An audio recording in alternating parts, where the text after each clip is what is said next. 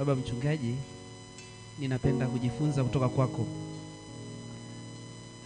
Hongera sana kwa mipango mizuri, kuhakikisha kwamba watu wanapata nafasi ya kujifunza neno la Mungu, na si kujifunza tu. Tunafahamu kwamba sisi ni watu wa neno, na kwa hivyo tunakomazwa kwa maneno ya Mungu mara kwa mara, na ndivyo Kristo anavyotaka. Bwana Yesu asifiwe sana.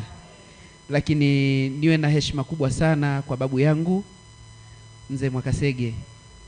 Unajua, nafikiri ni miongoni mwa watu wa mfano katika jimbo letu na kanda yetu, kwa unyenyekevu wake na kuwa tayari kuweza kushiriki na kanisa wakati wowote. Mungu akubariki mno mno mno.